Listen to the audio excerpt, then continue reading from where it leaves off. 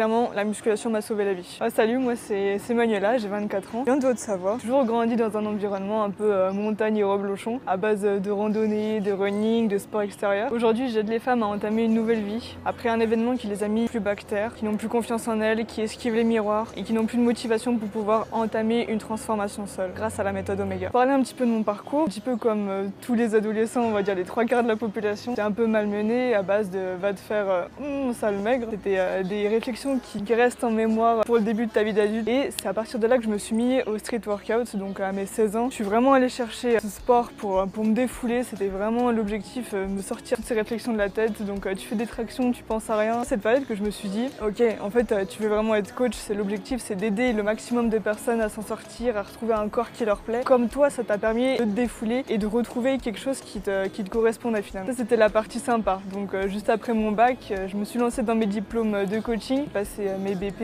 et j'ai commencé à travailler dans ma salle de CrossFit. Ça a vraiment été cool d'encadrer des groupes, de prendre des personnes à part pour atteindre leurs objectifs. Donc j'ai travaillé pendant 2 ans jusqu'à l'événement qui changera ma vie. Arrive l'année 2021, donc l'année de la vaccination obligatoire. Donc je le fais pour bosser et c'était le début de la descente aux enfers. J'ai fait une réaction allergique grave, je pouvais plus respirer, je pouvais plus m'alimenter. Pendant plus d'un mois, je pouvais même pas aligner 2 mots, donc c'était vraiment la période la plus difficile. Surtout que les médecins n'avaient aucun recul sur la situation, donc il y a certains qui me disaient bah t'as plus que 2 mois à vivre. Je devais vivre avec une bouteille d'oxygène pour le restant de mes jours. Ou le pire que j'ai eu, c'était on verrait ce que j'avais à l'autopsie et que c'était sûrement des micro-thromboses. Donc quand t'entends autopsie à 21 ans, tu te dis non, j'ai pas envie de mourir en fait, c'est pas le moment. Forcément, en plus d'avoir perdu ma santé, du coup j'ai perdu mon job étant donné que je pouvais plus exercer en tant que coach. Plus de job signifie plus de rentrée d'argent, donc j'ai perdu mon logement, je pouvais plus rien faire du tout. Et la vie sociale qui était quasi inexistante. Après, je remercie énormément mes proches, mes amis qui étaient présents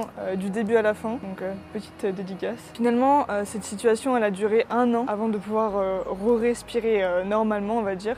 Ça a vraiment été un combat au quotidien. Tu te dis non, j'ai pas envie de mourir, t'as juste envie de te battre et de devenir plus forte. À partir de là, ma vision du coaching elle a totalement changé. Pendant cette période, je me considérais un petit peu comme morte de l'intérieur et de l'extérieur. Je pesais plus que 42 kg pour 1m73, donc j'ai perdu 10 kg pendant cette période. Plus aucun vêtement ne m'allait, je pouvais même plus me regarder dans un miroir tellement je me dégoûtais. J'allais même jusqu'à pleurer quand je me douchais tellement la sensation que j'avais de mes doigts en contact avec mon corps me faisait bizarre, me dégoûtait aussi quoi. Et je supportais plus mon corps mais du tout. Et finalement c'est là que j'ai eu le déclic de construire et de créer ma méthode Omega. L'objectif c'est revivre et non plus survivre. Et apprendre à aimer son corps, pouvoir se regarder dans le miroir à nouveau sans être privé du dégoût, avoir une sorte de paix intérieure, de non-stress, de sérénité dans la vie au quotidien. Donc à partir de là, on avait 3 piliers principaux. Le sport qui permettait vraiment un gros dépassement de soi. Donc la partie nutrition avec la phrase on est ce qu'on mange, c'est vraiment hyper flagrant parce que tu choisis du coup beaucoup mieux tes macronutriments, tes micronutriments, finalement pour t'apporter le meilleur et pour te remettre le plus rapidement possible. Et enfin la partie mindset on va dire, et là t'as le côté guerrier,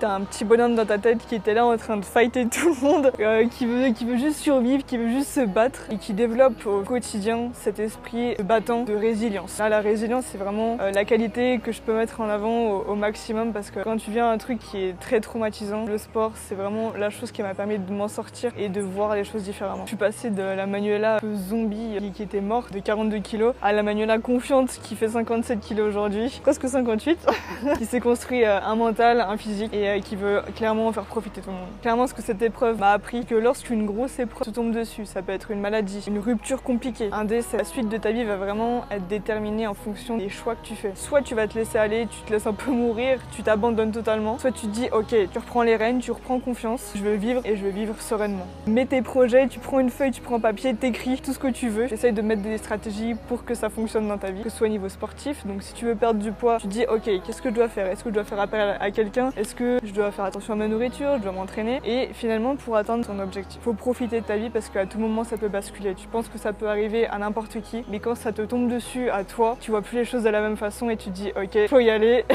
et faut vivre. Je me suis posé une question, d'ailleurs je me la pose à peu près tous les jours. C'est finalement est-ce que tu veux être juste spectatrice ou l'actrice principale de ta vie? À toi d'y répondre maintenant.